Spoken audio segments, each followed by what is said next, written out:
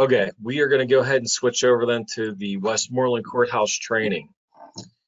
As long as everybody can hear me fine and I haven't turned my microphone off. All right, guys, so Westmoreland online training. The information that we're going to be going over tonight, it's really powerful, and whenever you get highly accustomed to utilizing these different screens, you can find information very quickly and put it to work for you and your business. You can be a smarter investor or a smarter agent, and it becomes quite a weapon that you have, an arrow in your quiver, so to speak. But before we start diving into it, I want to talk about some of the terminology. We're going to be talking about some terminology that you may not be comfortable or not comfortable with, that you may not be familiar with. And if you're not familiar with it, I want to encourage you to go and look it up and try to research a little bit. But those topics are going to be deeds, mortgages, tax map numbers, instrument numbers, and satisfactions of mortgages. And we'll kind of briefly touch on those as we go through everything. And let's see here, most common uses. So, and you know what, guys, I just kind of put this together fairly quickly over the last day or two. And I tried to pull some examples, and we're going to go through those by the end of the evening here that I think will be, they'll provide some great insight, and they're going to have you quickly coming up to speed on how to utilize the Westmoreland County online tools. But for example, you're driving down a street somewhere and you drive past the property, it looks vacant, and you're like, oh man, I would either love to list that house for sale, or I would love to track down who owns that property and send them a flyer to see if they want to sell it to me. Those are probably one of the most common reasons that you'd want to know how to do this, as well as searching the title to a property. Suppose an agent has a property for sale. They send you the cut sheet on it. You're taking a look at it, and you're interested in finding out what information you can about it. That's where this is going to come in handy.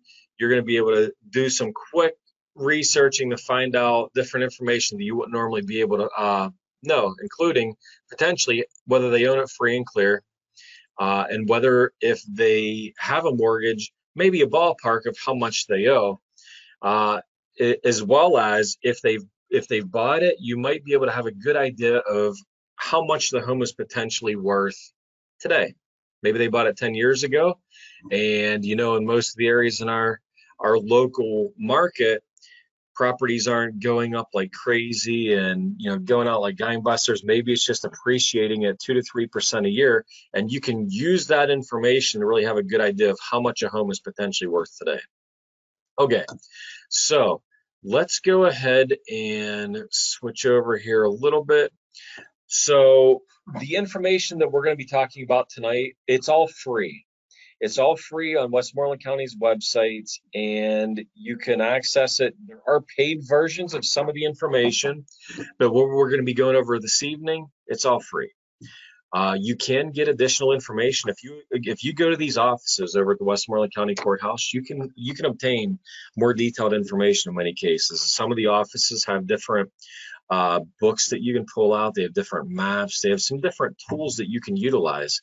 But what we have available to us for free is really powerful, and it's going to solve probably 98% of your questions just by doing that. And the other things, you might just be able to call the office to get an answer on. And I apologize if any of the people we are going to be using tonight as examples are you or one of your relatives. All right, the first thing we are going to do here is just some public record searches. So let me pull up this link, and actually, just so you guys get an understanding here too, this stuff's not hard to find. I'm going to come in here and I'm going to type in Westmoreland. Let me just try Westmoreland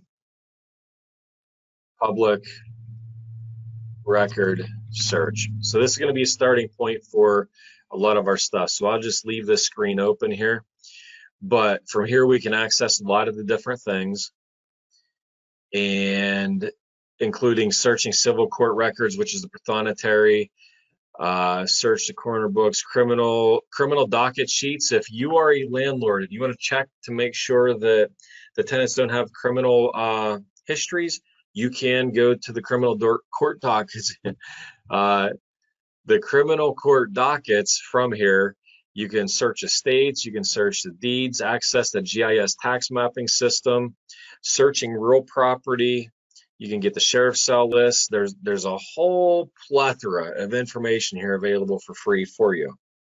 But a lot of you guys probably are aware of that. You just want to kind of get an idea of how we can best take advantage of that information. So there's a lot of public record search information that's out there.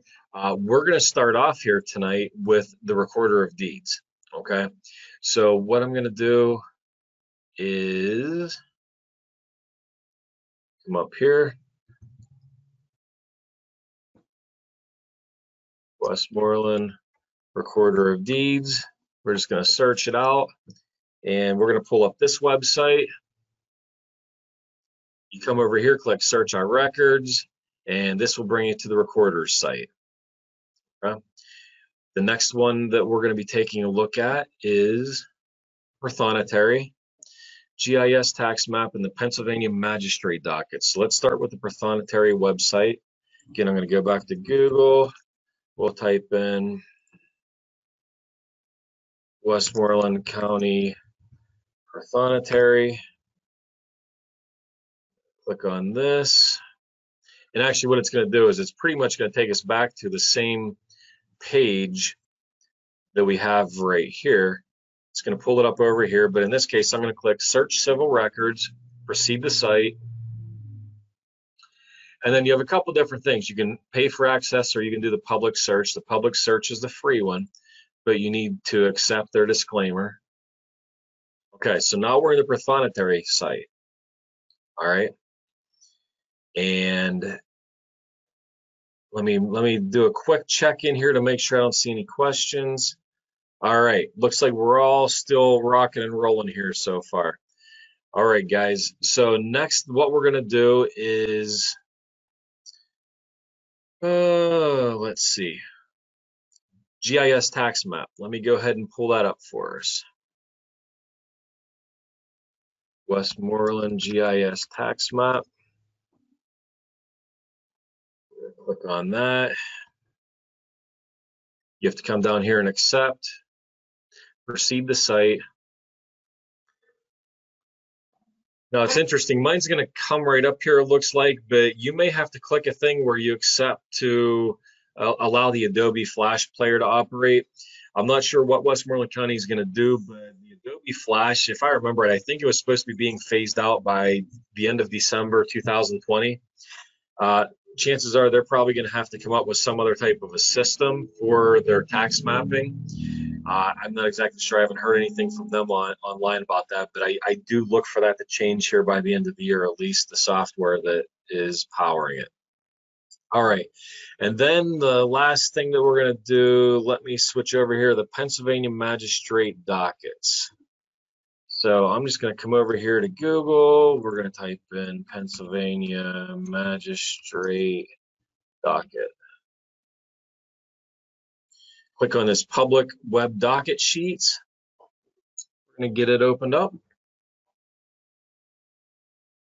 Okay, so what I'm going to do here, I'm going to go through each one of these very briefly, just to kind of give you a quick overview.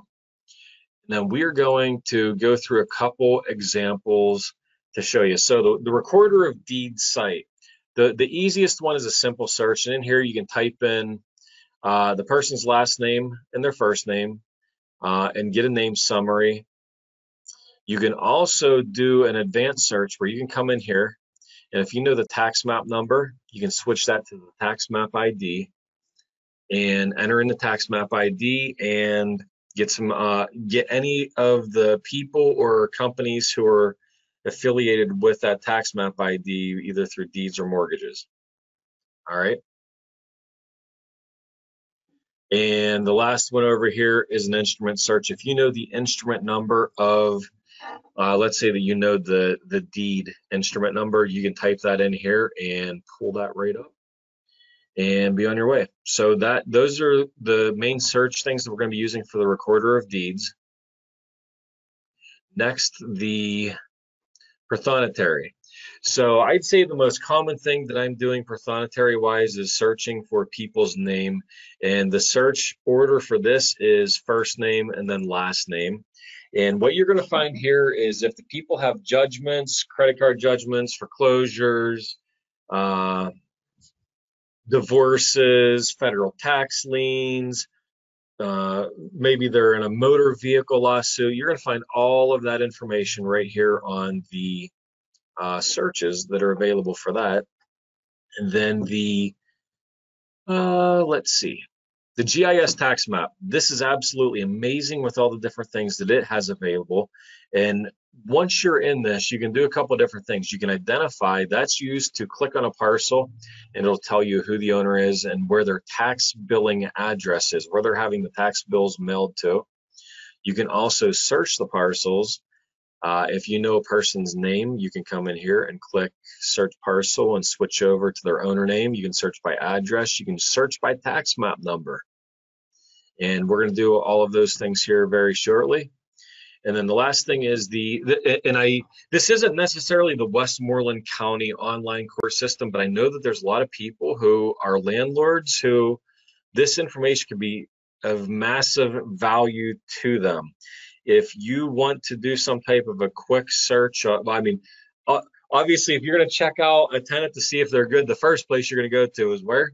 Facebook. That's right. You're going to go to Facebook and you're going to search them out and find out a little bit about them personally. But one of the next stops that you're going to want to do is come over here to the Unified System of Pennsylvania web portal. So let's take a look at that here real quick, guys, because this has some really good information that, okay, so we're going to click on Magisterial District Courts. And what you're going to do, you have a couple different ways you can search. Typically, we're going to be searching a participant name, and that's going to be a tenant who is maybe looking to apply for your rental unit.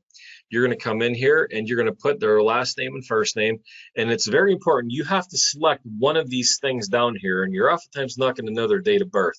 The most common thing you're going to want to do is select the county of Westmoreland. So in this case, just for example, I'm going to come in here. I'm going to put Yeager, Brandon County, Westmoreland. Okay, and then search.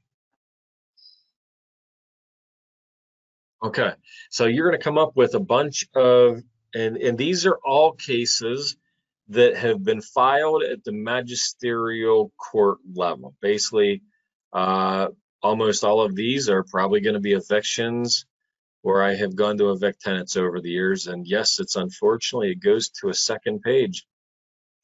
And that one's nearly full as well. So this is a very valuable tool if you're a landlord to quickly be able to get an idea if the people have judgments out, or not judgments, but landlord tenant complaints against them.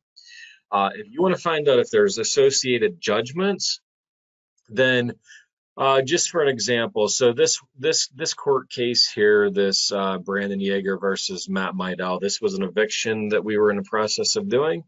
And let me show you, and those of you who are ever wondering as far as filing a judgment against your tenants, I do have the process for how to do that in Westmoreland County. As a matter of fact, make a note of that. A buddy of mine gave me a copy that he had received, and I also received an updated copy then from the Prothonoary process for filing judgment. I will get a copy of that out to you guys. But anyway, let me kind of do a quick search here. So if I come over to, and I'm going to show you then how this ties into the Prothonoary office. So once you have your landlord-tenant complaint, and once you have a judgment, you can take that judgment and you can get a certified copy. I think you have to wait 10 days after you get your judgment. You can go to the magistrate's office and you get a certified copy of your judgment. Then you take it to the Prothonotary's office. Once you take it to the Prothonotary's office, then you're able to go in there and actually, let me just kind of,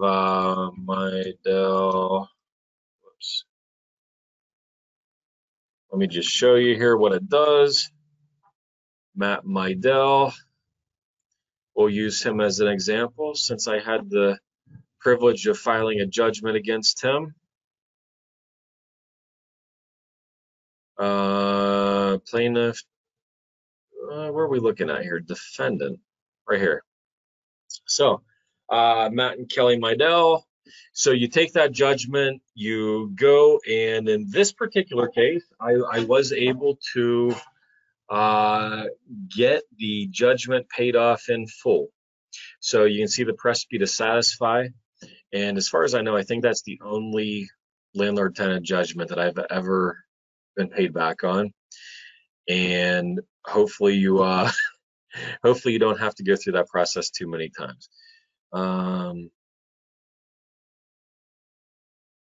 Matt, yes, it will be.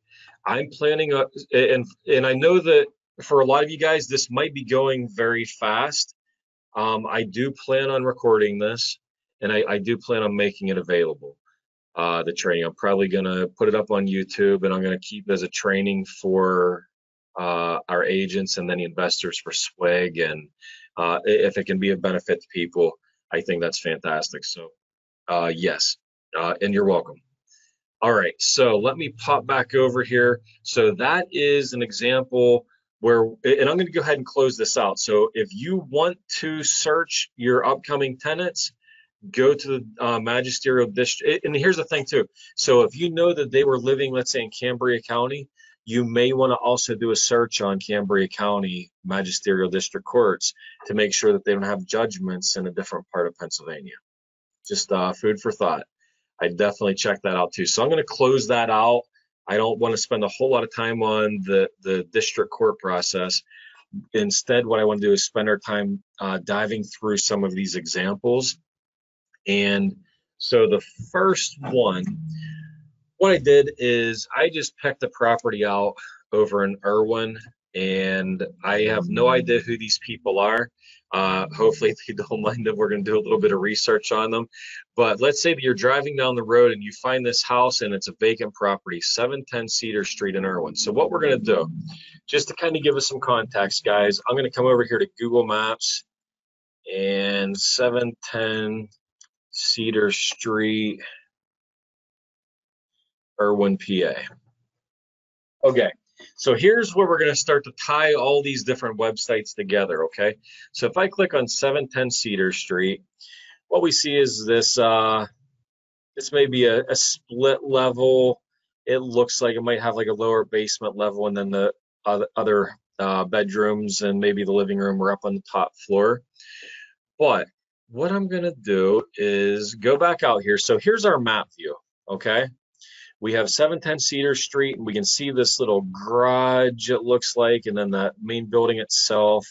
We can pop right down here onto the street, and let's just pretend that this is it right here. So we're driving down the road. We see that this house is vacant, and we want to find out the information that we can about it.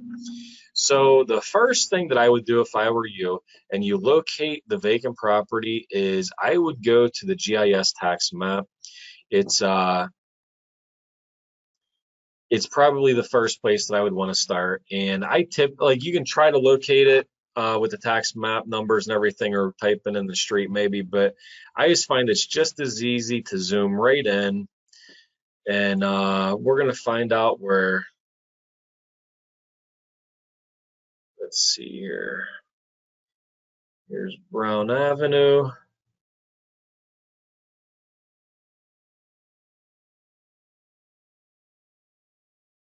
There's Cedar Street.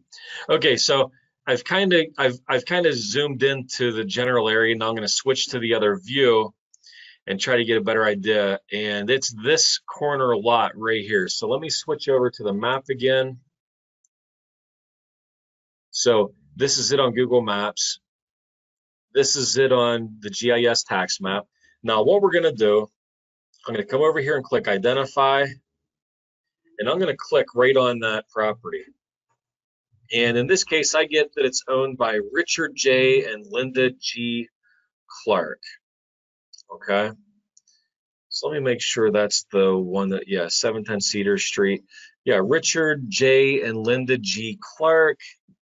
And there's nothing in particular about these folks. I just randomly picked that. But what we can do is we can come up here and we can type in Clark, Richard, and we know that it's Richard J. And actually, there's probably more Richard J. Clarks than there are Linda G. Clarks. So I would probably actually search Linda Clark, just to try to, because there's a lot of different Richard. Actually, the Richard J. has 60 different things, different entries showing up there. So just to try to maybe make my life a little bit easier, let's come in here and come and do Linda G. Okay, so there's 17 entries. And I'm gonna go in here and we see that they sold a property in Irwin Borough with a tax map number of 179, which in our case, our tax map number is 455. We're 1301-12-0455 is our tax map number. This one here is a different property that they sold for $79,000, but this mortgage here, they have a $25,000, probably a home equity line of credit that they took out. There's a satisfaction for something. We could spend some time going through this, but we have some other examples that have some better illustrations for us that we could learn from. So, and actually, let me close out those landlord-tenant law or the eviction things that we were talking about earlier. Okay. So that's a vacant house example that I just wanted to kind of run through real quick. You're driving down the street, you see a vacant property. How to find out who owns it? You go to the GIS tax map and you click identify, and it will tell you. Now, let me back up here. So this address right here, 710 Cedar Street, Irwin, PA, that just happens to be, if I click on the 911 address, it's the same address. So the actual address of the property and where they're having their tax bills are the same one. So it's an owner-occupied property more than likely. Sometimes you will find that the 911 address, the address of that property, has a different tax bill mailing address, and that's oftentimes a great deal for investors. It's a great property for an agent to potentially list because at some point those people may want to sell that property. Okay, let me do a check-in, see if there's any questions coming over. All right, so far so good. Okay, guys, so let me switch over here to our next example. So the next one is 94 Stella. And so what I did, guys, I pulled up off of the multiple listing service, I pulled up a couple properties that I think we ought to be able to learn from. And in this case, I just randomly grabbed a property in Penn Township that was a bank foreclosure. This one, let me go to, I think it was homepath.com this one was on.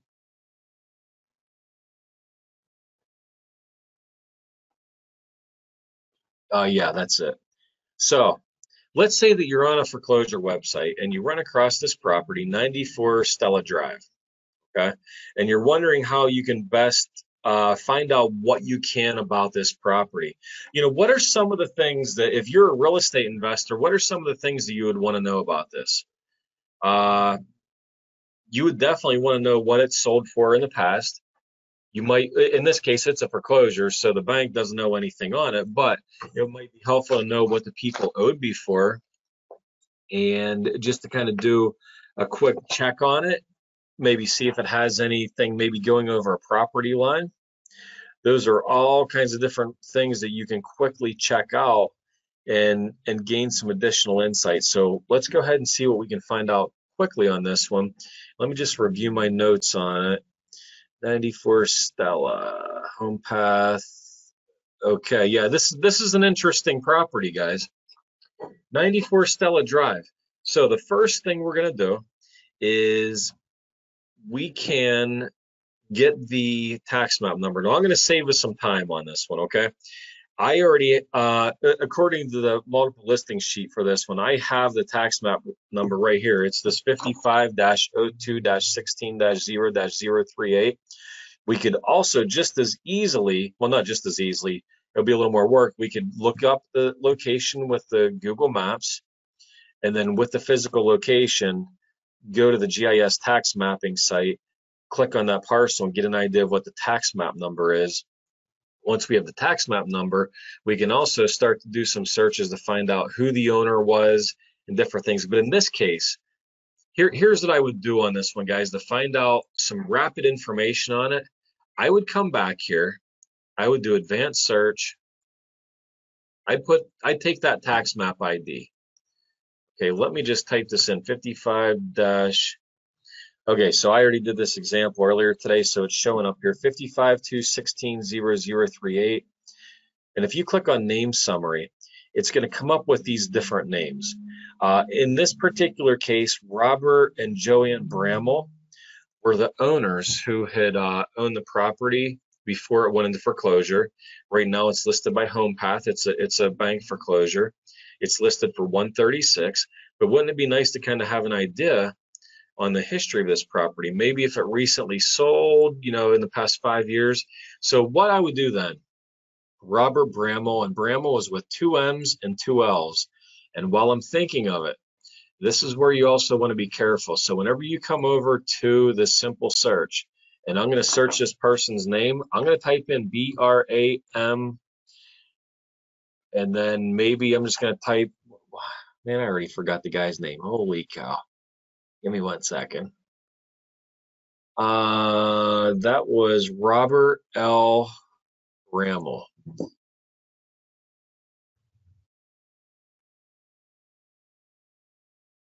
Okay, so I'm going to change it a little bit just to see if anything else comes up. Now this Robert E. Bramall, it could be the same guy. Maybe, maybe not. It's hard to say. But in this case, I'm going to click on all of these Robert Brammalls, and I'm going to click detail data. And it's going to pull up a whole bunch of information here.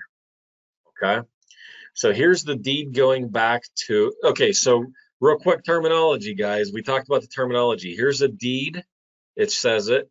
Here's a mortgage assignment. That's where one bank is assigning their interest and rights into the mortgage to a different company. Grantor and grantee. The grantor gives, the grantee receives. Anytime you see the or and e, the or is the one giving, the e is the one receiving. So the grantor gives, grantee receives. Here's what's really interesting, guys.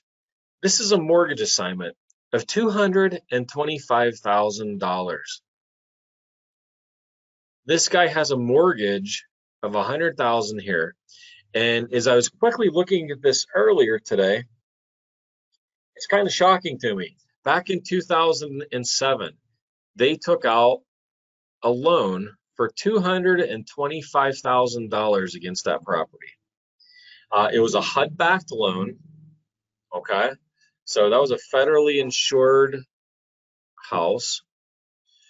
And I have no idea how in the world this house right here was able to obtain a $225,000 mortgage. But there's absolutely, there's no way possible that that home could be worth $225,000. So you gotta bear in mind, this was back in the heyday of the last housing recession that we had.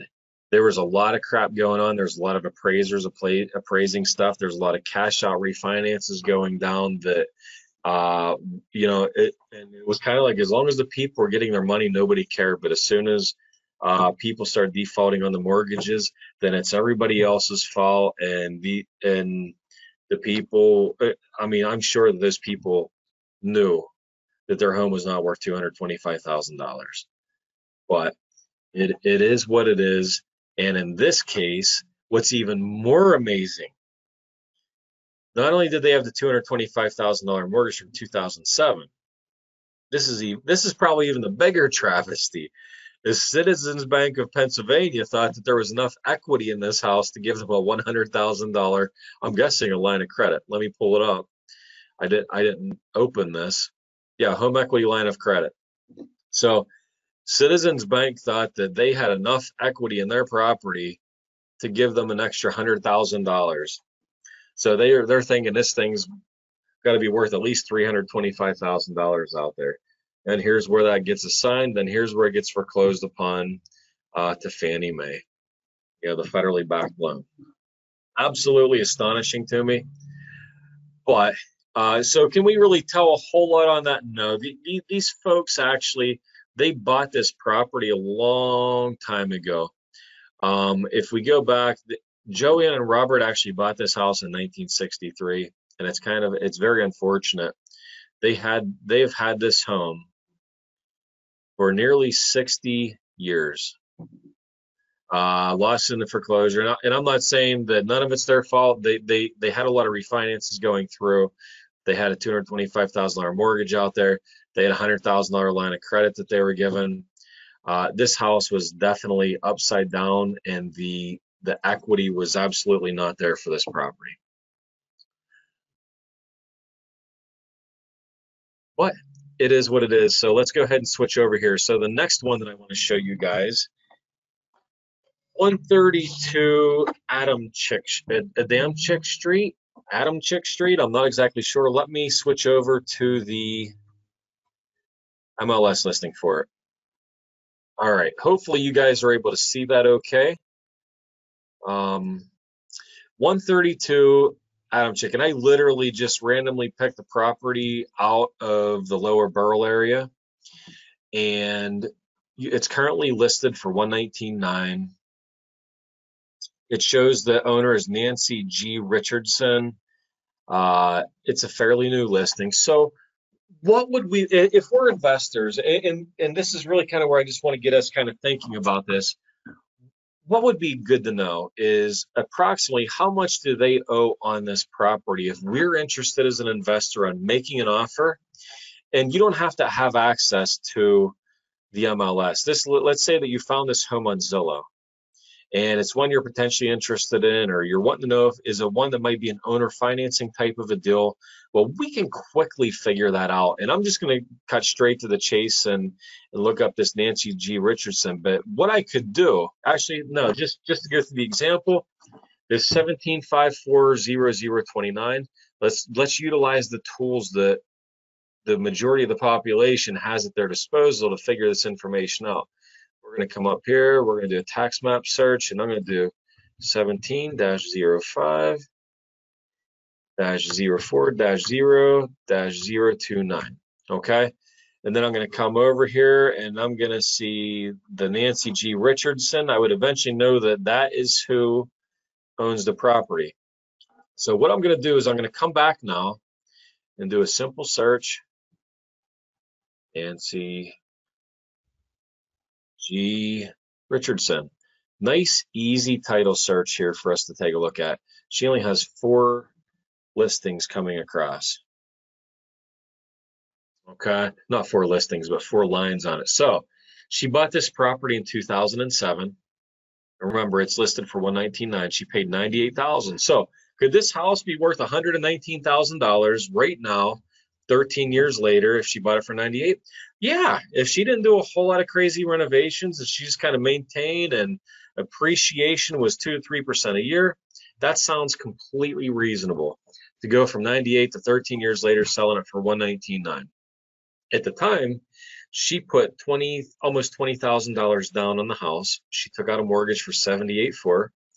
She refinanced in 2014 for $75,000.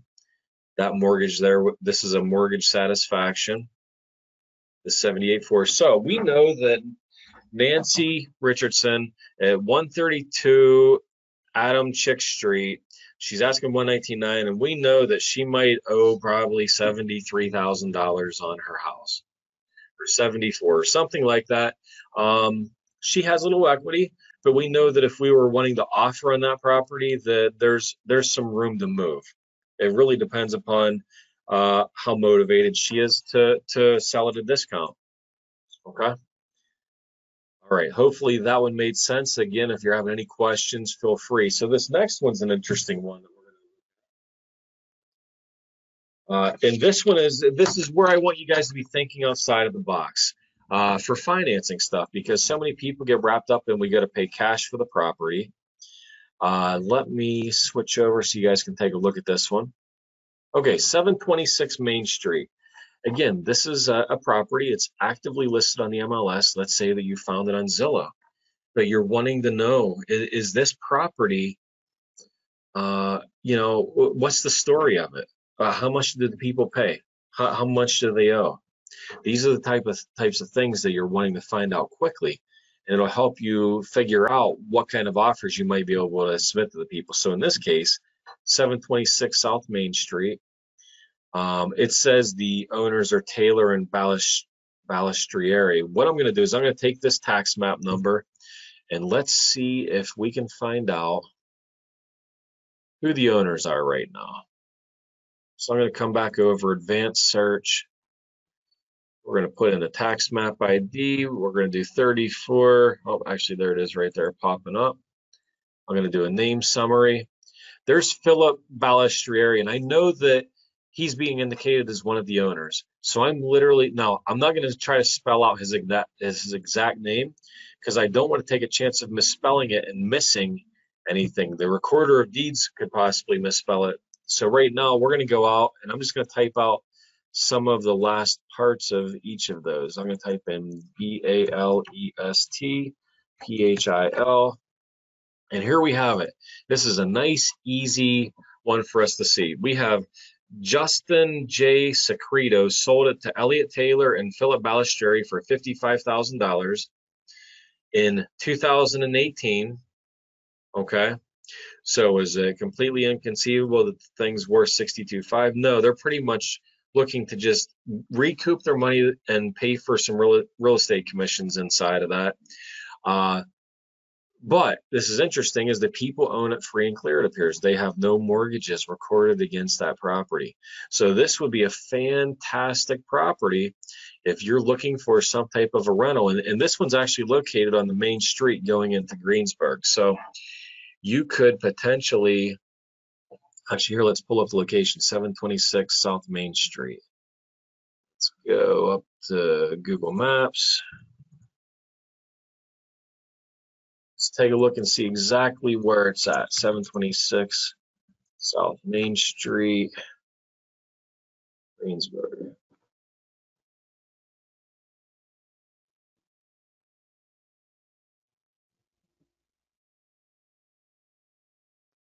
Okay. So it looks like it's right down below like the head keeper area. Here's the head keeper where the Mount Pleasant Street comes across and hits the road going into the downtown area. Let me give you a street view of where this house is located at. There we go. So depending on what it's zoning and what you might want to do, you might be able to put some signage on there. It's hard to say, but you could potentially get into that house owner financed without knowing any more details about it. It would be a fairly easy one to see if they want to take $10,000 down and finance the remainder of it. All right, let me check in on the questions, see if there's any other questions popping in. All right, I don't see anything there, so let me go ahead and switch over to the next one. So guys, the next one or two examples that I want to kind of go over, we just want to switch gears a little bit. Let's say that you are researching some estates. So let me kind of pull up an estate here for you. So here's an announcement of an estate in Westmoreland County. Margaret Myers, A.D. Margaret, late of Allegheny Township, Westmoreland County. The executrix is Melissa Sproul. That's the address of the executrix. The attorney, Lillian Orzakowski, Springdale, PA. Okay, so we'd want to find out, does Margaret Myers own a property? And if so, where is it? How much does she owe? What's it worth? That type of stuff. You can do some, so Margaret Myers, that's all we know at this point. So what I'm going to recommend is coming up to the GIS tax mapping site. We're going to search parcels by owner name. And her name was Myers with the M-E-Y. I'm just going to type in Margaret. See if we can find something, and here it pops up with this. And let me zoom in on this parcel. Okay. And this could have been too, where you were driving down, you had a vacant property or something like that you found. So this is interesting then. So we have 1161 Hill Street, New Kensington, is where she has her tax bills being mailed to, and that's the actual physical property address, 1161 Hill Street. And we could also then go back over and let's see if we can find out, what her situation is with her mortgages. Does she owe anything? How long has she owned the property? Here's Margaret Ann Myers. We'll just click all of these ones since I'm not exactly positive whether those are or are not. That we do know that her tax map number is this 063. It's 1785063, which is this right here. So we know they had a $44,000 mortgage satisfied on June 1st. So that's a good sign. There was a deed. That's a different property. Mortgage satisfied, Lower Borough City, 06. So here's the mortgage of $44,000, 2001. Here's a satisfaction. So here's the good news is just quickly looking at this, we see that this 063, she paid $45,000 for that house in 2001. And it looks like there was a $44,000 mortgage, which we see was just satisfied in June. So actually more than likely is that house probably sold. And if I check the MLS, but we might be able to just do a quick search on Zillow to even see 1161 Hill Street. Let's see if we can find if it's sold here recently.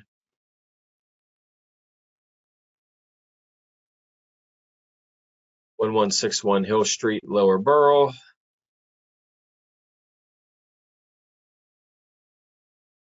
Okay, it's showing off market.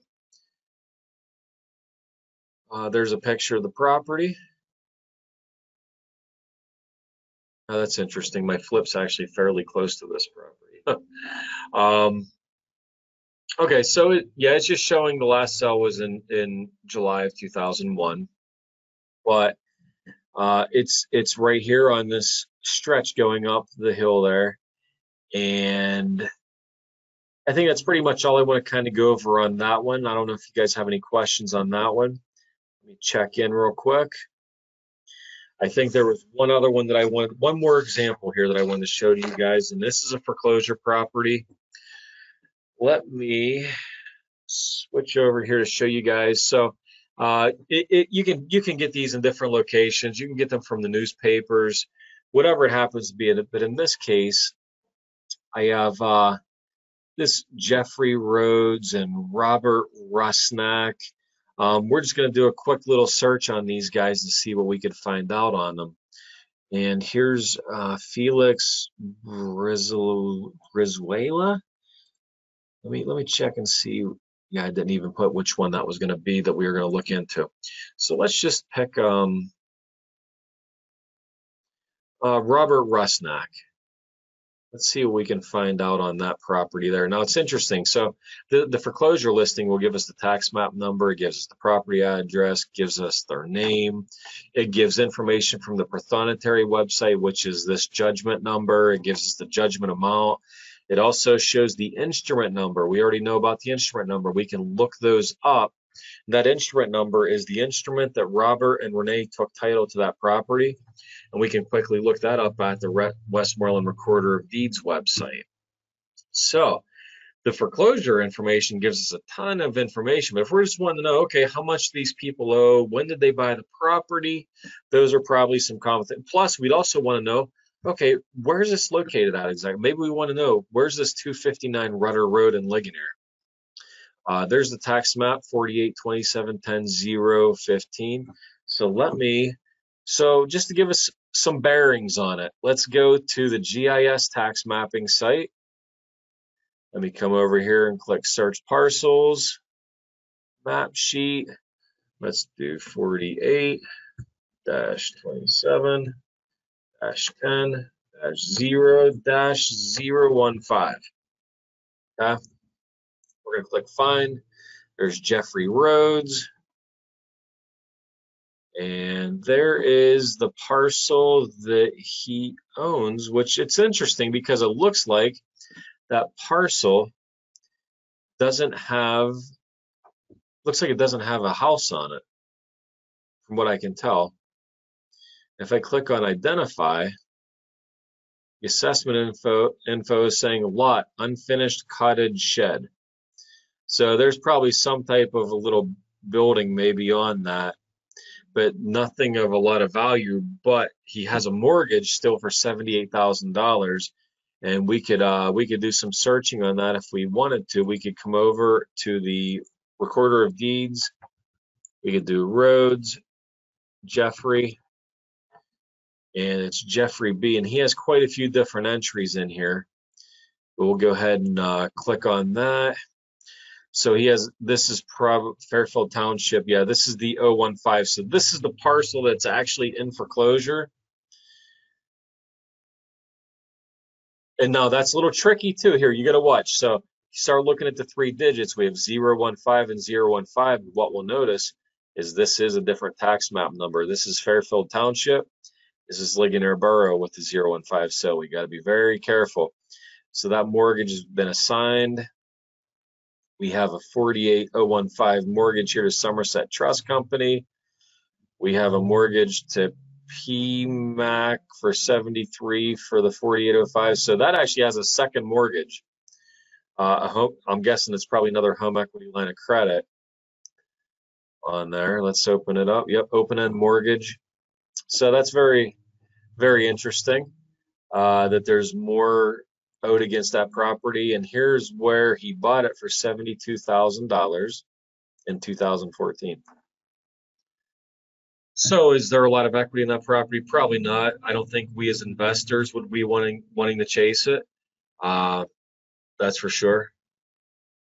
Let's go ahead and take a look at the Robert Rusnak one, and then we'll probably call it a night on that one. So what I'm going to do is head over to the GIS tax map. Let's see what we can find out here for Robert Rusnak.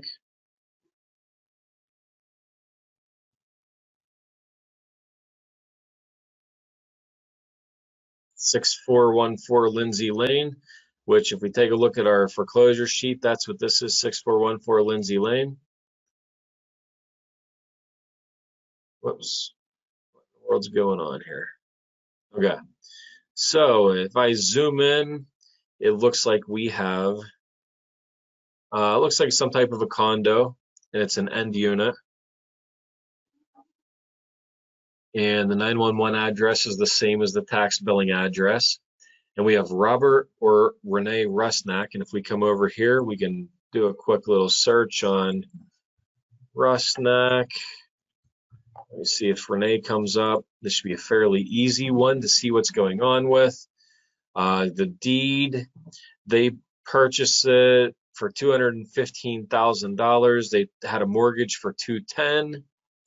Then they took out another mortgage for $59,000. So again, this is probably a home equity line of credit they took out for $60,000.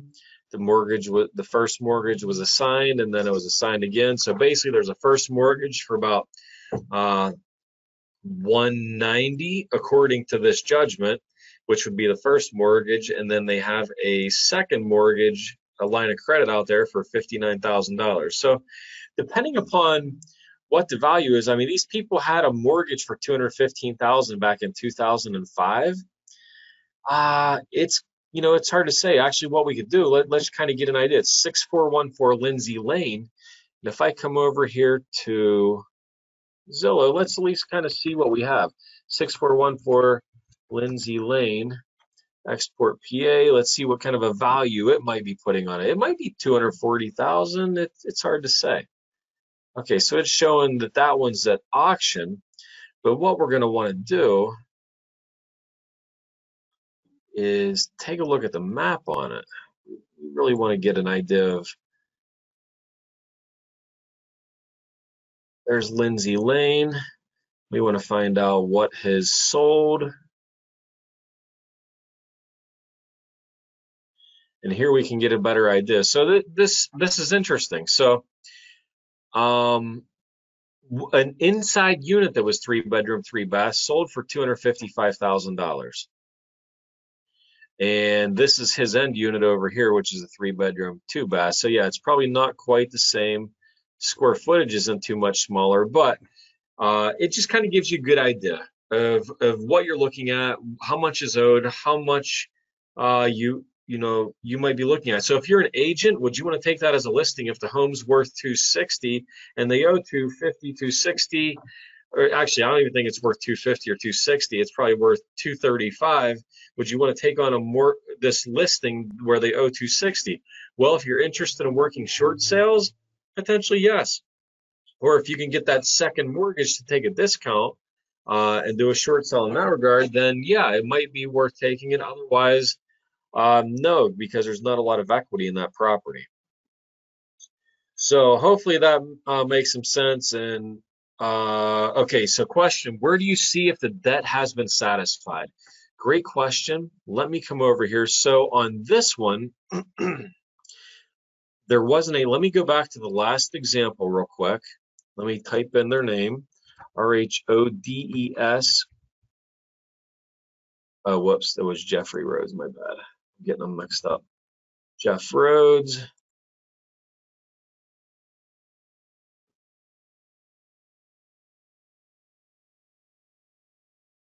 Okay, so if you see right here where it says MTG SAT, that's a mortgage satisfaction, and the grantor is the bank, and the grantee is the owner of the property. So the bank is giving the mortgage satisfaction to the owner for the $115,000. So if we scroll down here, we'll see the mortgage then of $115,000, maybe.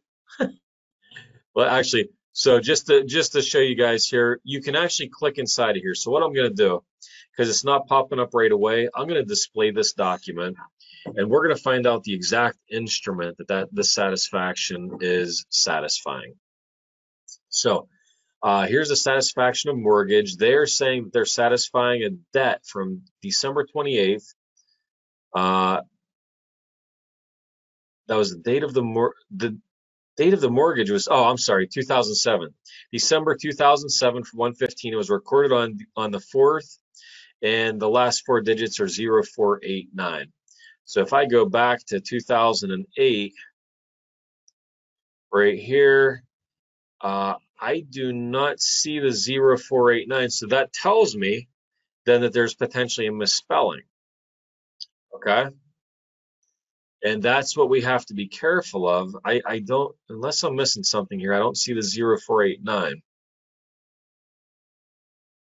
So this is a good example. So let me see why that's not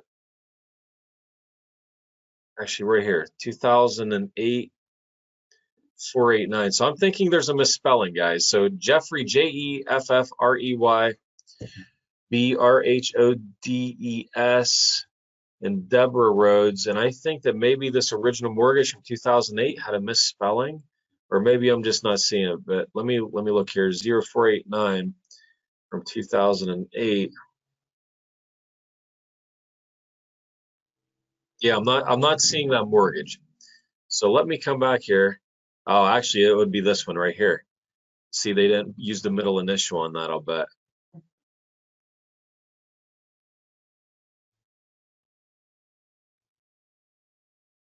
Nope. So let's search out the instrument number on this one.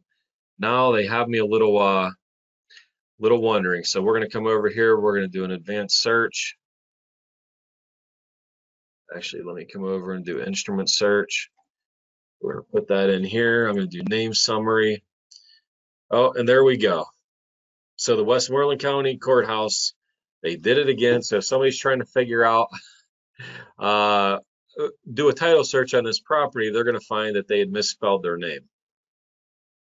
Now, if I had to guess, probably the actual document itself is correct. It's probably RHODES, but somebody at the courthouse actually put an A in whenever they were keying everything in. Let's take a look and see. Okay. Yeah, there we go. So Jeffrey Rhodes, RHODES. However, because one of the personnel, the clerical personnel there mistyped it, it doesn't show up in the chain of title. So you got to be very careful with this type of stuff. You got to be cautious and make sure you know what you're looking for. That was a great question, and actually ended up being a great example for us to take a look at, since there ended up being a mistake there from the Westmoreland County Courthouse. And to this day, they probably have no idea. And where that can come into play is like a mortgage company could potentially not get notified that they're at risk of maybe being foreclosed off of, or different things are able to be missed. Or if you're an investor and you're going to the sheriff's cell to bid and you don't catch that mortgage is missing, and in this case, we just happen to, out of the clear blue, pick that $115,000 mortgage, which normally would show up. So actually, let me go back here, because I want you to see where that typically matches up. And in this case, because they had a misspelling, it didn't. Unfortunately, we had to do a little more homework, but typically, let's see here. Here's a mortgage satisfaction, MTG SAT, and they're saying that it's satisfying this mortgage for $100,000, which we don't have to go back very far. It was only a year and a half earlier. It's this one right here. This $100,000 mortgage is the one that was satisfied here a year and a half later.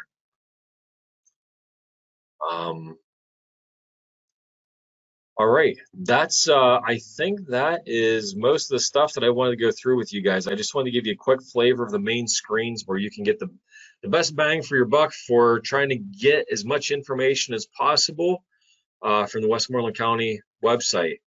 If there's no other final questions here, guys, I'm going to go ahead and get ready to sign off.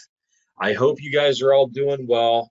It's been really good times. The flips are going very quickly and selling quickly. The brokerage is off the ground, doing really well, and I have a lot of good hopes for the future, and I look forward to seeing you guys again here soon. Hopefully they can maybe loosen up the county gatherings a little bit above 25 people, but regardless, if they don't, and you're welcome. Thanks, Matt, for attending.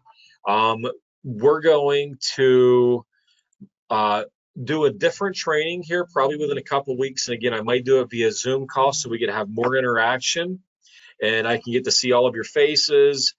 But thank you guys for coming, and hopefully you were able to get some information out of this. And I will send the replay out to all of you guys. And thank you for attending. And you're welcome, Brandon, as well. You guys all take care. Have a great evening. Stay safe, and we will talk to you soon.